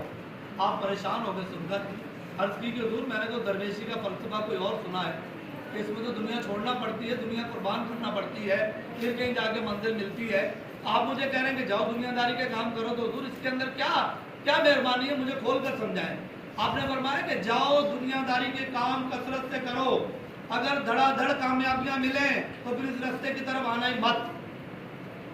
अगर दुनियादारी के कामों में धड़ाधड़ कामयाबियां मिले तो इस मकसद की तरफ मत आना, फिर समझ लेना कि खुदा की ज़ात ने तुम्हें रूहानियत के लिए बनाया ही नहीं है। जाओ दुनियादारी में मौज मेला करो, जा नहीं बनाया तुम्हें रूहानियत के लिए, जाओ मौज मेला करो दुनिया के अंदर जाके। और अगर दुनियादारी में मुश्किलात आए, तकलीफें आए, परेशानियां आए, रुकावटें आए, तो फिर समझ लेना कि अल्लाह ने तुम्हें इस काम के लिए नहीं बनाया, बल्कि तुम्हें किसी और काम के लिए बनाया है। ये काम तो तुम्हें एक तुम्हें ज़ाहिरी एक हयात के लिए तुम्हें एक सिस्टम दे दिया गया, वो अगर यूँ चल रहा तो भी खैर है, यूँ चल रहा तो भी खैर है, लेकिन असल मकसद तुम्हारा ये नहीं है। अगर हम ये समझते हैं कि हमारी ज़िंदगी में मुश्किलात भी आती हैं, तकलीफ़ें भी आती हैं, बीमारियां भी आती हैं, परेशानियां भी आती हैं, आफतें भी आती हैं, बुलाइयात भी आती हैं, तो क्या हमें समझ नहीं आ रही कि अल्लाह ने हमें किस काम के लिए बनाया? तो फिर कब गौर करेंगे हम, कब तवज्जो करेंगे, कब रुजू होगी, कब शौक जागेगा, कब लगन जागेगी, कब जो है वो तवज्जो करेंगे अपने आप को इस तरफ। यानी जो फलसफा रसूल खुदा ने समझा दिया उसको समझने के बावजूद भी हम समझने को तैयार नहीं। क्या आपने नहीं फरमाया कि जो मुझसे मोहब्बत करते हैं तकलीफें और मुसीबतें उनकी जानिब ऐसे जाती हैं जैसे पानी ढलान की तरफ जाता है। अगर हमारी जिंदगी में तकलीफें हैं, मुसीबतें हैं, परेशानियां हैं, तो ये तो नेमत खुदाबंदी है, क्योंकि ये होंगी तो आशिक रसूल बनेंगे, ये होगी तो मोहम्मद अरबी से मोहब्बत हमारी कायम होगी। अगर ये ना हुई तो समझ लो हमारी मोहब्बत में झोल है, हमारी मोहब्बत सच्ची नहीं है, पक्की नहीं है। क्यों कि जिन पर तकलीफें और मुसीबतों के पीरियड नहीं आते, जिन पर मसाइब नहीं आते, उनकी मोहब्बत कभी भी अकमल कामिल नहीं होती। मोहब्बत को अकमल कामिल करने का जो तरीका है वो यही है कि अल्लाह आजमाता है। फिर गौर करना, फिर तवज्जो करना कि अल्लाह आजमाता है, ये रसूलुल्लाह फरमा रहे हैं, हदीस पाक है कि अल्लाह आजमाता है अपने बंदे को। भाई हर किसी को नहीं आजमाता है। हर आदमी परेशानी में यह समझेगा अल्लाह मुझे आजमा रहा है, ऐसा नहीं, ऐसा नहीं। अल्लाह हर किसी को नहीं आजमाता, अल्लाह हर किसी को आजमाइश में नहीं डालता, अल्लाह हर किसी का इम्तिहान नहीं लेता। और ये अल्लाह कुछ फरमा रहा, हमने क्या है, अल्लाह ने फरमाया कि तुम पर जो मुसीबत आन पहुंची, तुम पर जो मुसीबत आन पहुंची तुम्हारे अमालों की वजह से, यहाँ इम्तिहान का तो तस्करा ही नहीं। अल्लाह फरमा रहा है कि तुम पर जो मुसीबत आन पहुंची तुम्हारे अमालों की वजह से है, और बहुत कुछ तो मैं माफ कर देता हूँ। यानी तुम गुनाह इतने सारे करते हो कि बहुत सारे माफ करके फिर भी मुझे किसी न किसी पर पकड़ करना पड़ जाती है।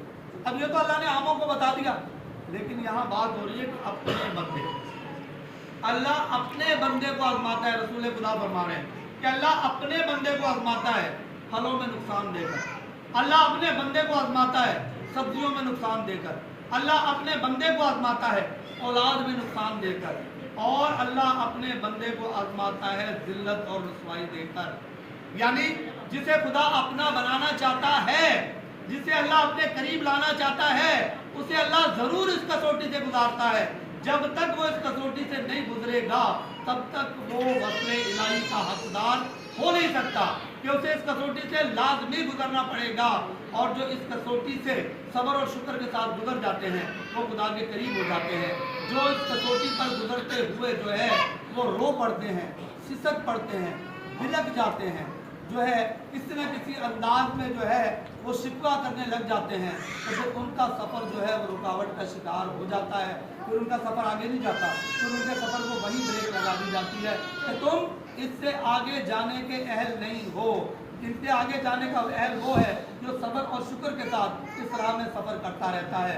और बड़ी बड़ी मुसीबतें, बड़ी बड़ी तकलीफ़ें, बड़े बड़े मसाइल, बड़ी बड़े तूफान, बड़ी बड़ी आंधियाँ भी ज़िंदगी में आए तो अपने शेख पर अकीदे में कमी नहीं आनी चाहिए। अगर किसी भी आंधी और तूफान के आने के बाद शेख के बारे में अकीदे में कमी आती है तो समझ लो कि हमारे रूहानी रास्ते में रुकावट आ गई है, रुकावट आ गई है। क्यों कि आशिकों का ये तरीक़ेकार रहा ही नहीं है। आशिकों ने हर मसाइब में, हर तकलीफ में, हर परेशानी में अपने महबूब को और ज़्यादा याद किया है, अपने महबूब से और ज़्यादा प्यार किया है, अपने महबूब पर और ज़्यादा कुर्बान हुए हैं। और यही आशिकों की पहचान है, और यही उन लोगों की पहचान है जिनका खुदा इम्तिहान लेता है। कि उनके इम्तिहान की ये निशानी है कि बड़े से बड़े मसाइल में भी वो अपने मकसद से गाफिल नहीं होते, बड़े से बड़े मसाइल में भी वो अपने मकसद से गाफिल नहीं होते, बड़ी से बड़ी उलझनें भी उन्हें अपने मकसद से गाफिल नहीं करती, बड़ी से बड़ी तकलीफें, बड़ी से बड़ी आंधियां, बड़े से बड़े तूफान भी उन्हें अपने मकसद से गाफिल नहीं करते। और उनके लिए अल्लाह उनकी निशानी फरमा रहा है। अल्लाह फरमाता है कि और वो मोमिनीन है कि जब उन पर मुसीबतें आती हैं वो मोमिनीन है। यानी अल्लाह ने वो लोग जो मुसीबतों में ये तरीक़ेकार अख्तियार करते हैं उन्हें खुदा की ज़ात ने सबसे पहला इनाम ये दिया है कि अल्लाह ने उन्हें मोमिनीन की फहरिस्त में शामिल कर दिया है, उन्हें सफ़े मोमिनीन में शामिल कर दिया है। कि अल्लाह फरमाता है कि और वो मोमिनीन है कि जब उन पर मुसीबतें आती हैं, मुसीबतों के पहाड़ टूटते हैं उन पर, तो वो क्या करते हैं? अल्लाह फरमाता है वो कालू, वो कहते हैं इन्ना लिल्लाहि व इन्ना इलैहि राजिऊन, अल्लाह हर चीज़ तेरी तरफ से आई है, तेरी तरफ चली जानी। यानी कोई शिकवा नहीं है, कोई शिकायत नहीं है, कोई रोना नहीं है, कोई धोना नहीं है। सिर्फ इतनी बात है कि अल्लाह खुशी भी तूने दी थी, कमी भी तेरी तरफ से ही है, खिलाया भी तूने था, भूखा भी तूने रखा, इज्जत भी तूने दी थी, जिल्लत भी तूने दी है। यानी वो खुदा की ज़ात की हर रज़ा पर राज़ी रहते हैं। और यही वो फलसफा है जो हमें ख्वाजा कुतुबुद्दीन मुख्तार काकी रहमतुल्लाह तआला अलैह ने सिखाया है कि आपने इस फलसफे पर, इस नुक्ते पर आपने अपनी जान देकर बता दिया कि इसकी मेराज को हमने पाया है। और हम तुम्हें बता रहे हैं कि जब तक तस्लीम और रजा के खंजर से ज़िबा नहीं होगे तब तक इसकी मेराज को पा नहीं सकते। आपने फरमाया कि कुश्तगाने खंजर तस्लीम मेरा, कि जो उसकी तस्लीम और रजा के खंजर से जो ज़िबा हो जाते हैं, बल्कि ज़िबा नहीं होते, गोश्त बना दिए जाते हैं, बल्कि गोश्त नहीं बनते, कीमा कर दिए जाते हैं, बल्कि कीमा भी नहीं, कुफ्ता बना दिए जाते हैं, वो फिर कुतुबुद्दीन बनते हैं, वो कुतुबुद्दीन बनते हैं। तो मखदूम अलाउद्दीन अली अहमद साबिर कलेरी का फरमान है, जिनकी ये सरकार का उर्स मुबारक रबीउल अव्वल के महीने में 13 रबीउल अव्वल सरकार का सालाना उर्स मुबारक है, और उन्होंने भी इस हकीकत को इसी तरह बयान फरमाया है। आप फरमाते हैं कि अहमद, आपका इसका नामी है अली अहमद, तो आप फरमाते हैं कि अहमद बहिश्त तो दोज़ख, अहमद बहिश्त तो दोज़ख, पर आशिक का हराम। आशिक के लिए जन्नत की सोच और दोज़ख का खौफ दोनों हराम। क्यों? कि अगर तू आशिक बन गया तो तुझे दोज़ख की आग नहीं छू सकती, फिर जन्नत तेरी मंजिल ही नहीं होगी, तो जन्नत तेरी मंजिल ही नहीं होगी, फिर तो तेरी मंजिल जन्नत वाला होगा, जन्नत नहीं होगी।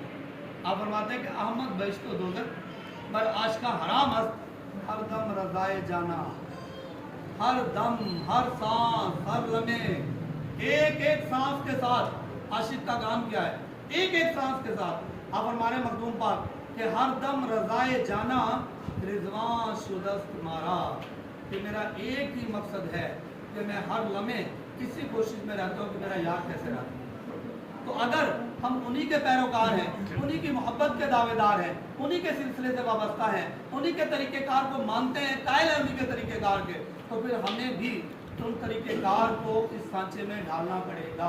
हमारी मोहब्बत भी अगर मयारी होगी इसी वजह से होगी, अगर हमारा इकरार मयारी होगा तो इसी वजह से होगा, अगर हम इस हकीकत मोहम्मदी की मेराज को पहुँचेंगे तो इसी वजह से पहुँचेंगे कि अपने शेख की ताबेदारी करो, जानो दिल के साथ करो, अपने शेख से मोहब्बत करो, जानो दिल के साथ करो, अपने शेख पर कुर्बान हो जाओ, जानो दिल के साथ हो जाओ, और बड़ी से बड़ी मुश्किलात में भी अपने शेख की ज़ात पर अकीदे में कोई कमी आनी नहीं चाहिए।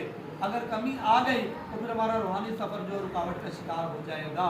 अल्लाह ताला की बारगाह से हम दुआ करते हैं कि अल्लाह ताला अपने महबूब की अज़मत का सदका हमारी आपकी सब की गलतियाँ कोताहियाँ माफ़ फरमाए, और ये मुक़द्दस और मुबारक महीना जो कायनात का सबसे सरदार महीना है, कि जिसकी वजह से ये कायनात तख्लीक हुई है, एक दिन बाद या 2 दिन बाद इसका बाकायदा आगाज़ हो जाएगा।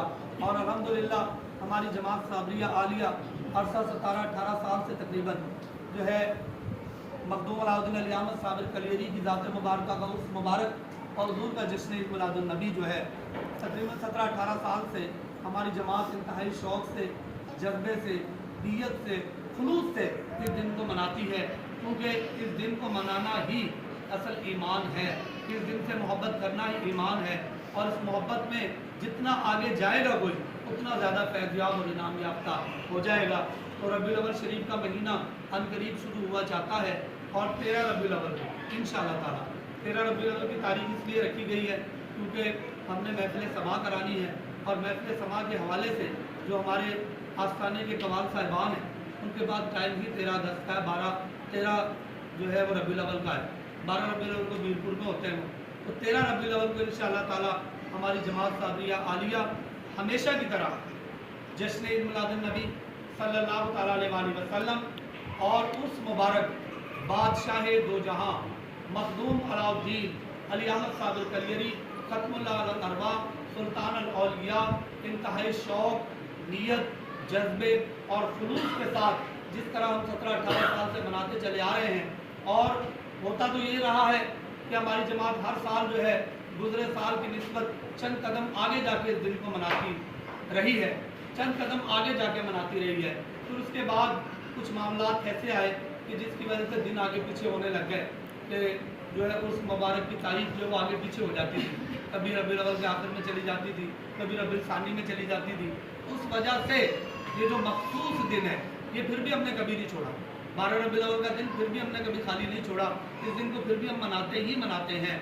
और जो उर्स जो था बाकायदा वो किसी और तारीखों में हो जाता था, लेकिन ये दिन फिर भी हमारी जमात जो है मनाया करती थी।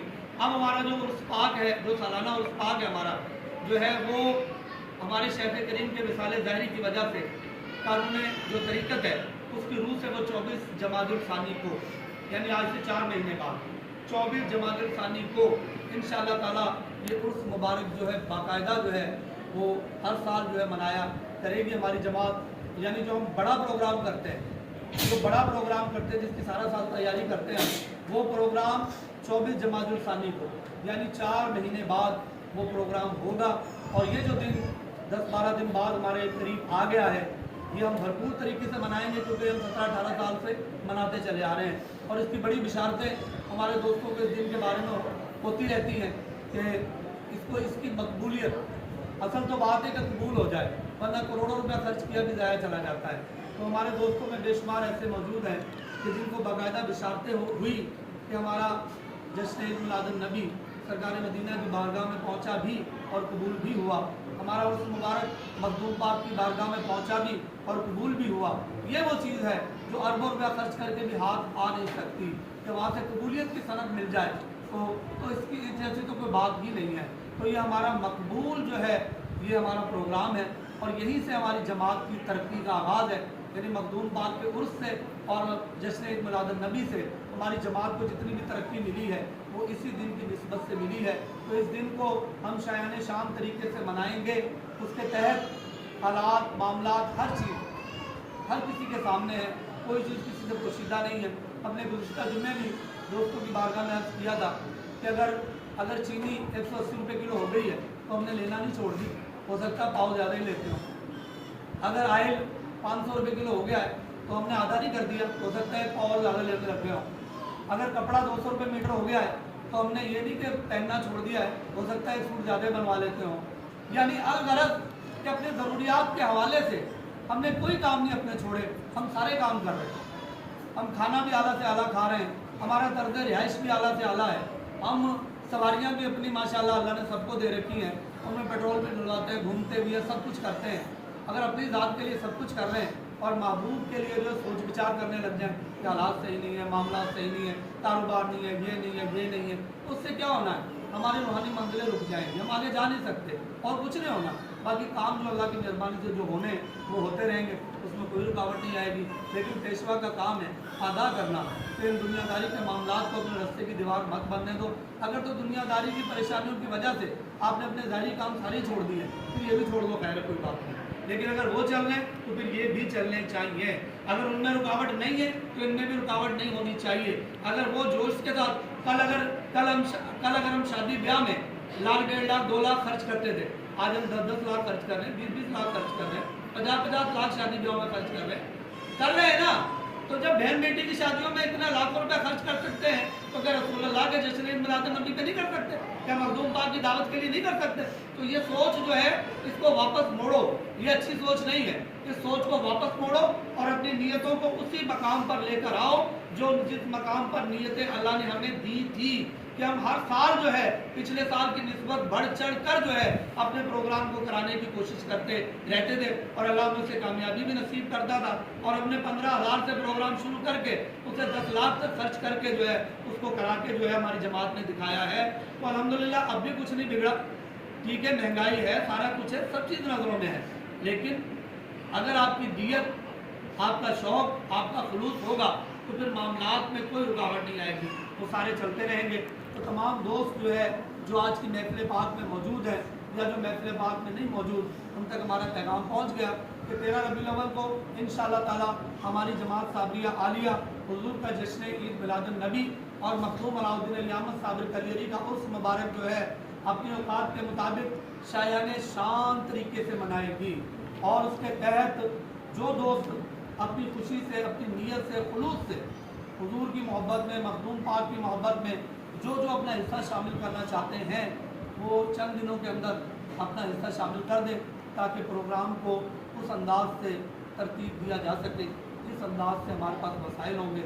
और अल्लाह करे कि जिस हिसाब से हमारी नीयत होगी, अल्लाह करे कि इस प्रोग्राम को उस अंदाज में हम तरतीब दें। इंशाअल्लाह ताला हमारी पूरी जमात साबरिया आलिया 13 रबीउल अव्वल शरीफ को शानदार अंदाज में पूरी जमात एक बंदे तक ये पैगाम पहुँचा दें कि पूरी जमात जो है भरपूर अंदाज में इस दिन को मनाएगी, क्योंकि यही दिन हमारी जमात की तरक्की की वजह बना, यही दिन हमारी जमात की मकबूलियत की वजह बनी। और हमें जो कुछ भी मिला है इसी दिन के तुफैल मिला, जो कुछ भी मिला है इस दिन के तुफैल मिला है। और अगर इस दिन को मनाने में कोई भी कमी पेशी हमने अख्तियार की तो फिर रूहानी नुकसान होते हैं। ज़ाहिर में भले सब कुछ सही चलता है روحانی نقصان ہو جاتے ہیں۔ تو اللہ اپنے حبیب کا صدقہ ہمیں ہر قسم کی غیر خیالات سے، غیر سوچوں سے، وسوسوں سے، شیطانی خیالات سے، نفسانی خیالات سے اللہ اپنے حبیب کے صدقے ہم سب کی حفاظت فرمائے، اور پیشوا کی بات پر لبیک کہنے کا جذبہ، پیشوا کی بات پر لبیک کہتے ہوئے قربان ہونے کا جذبہ ہر حوالے سے بے حساب ہمارے دلوں میں پیدا فرمائے۔ وما علینا الا البلاغ المبین۔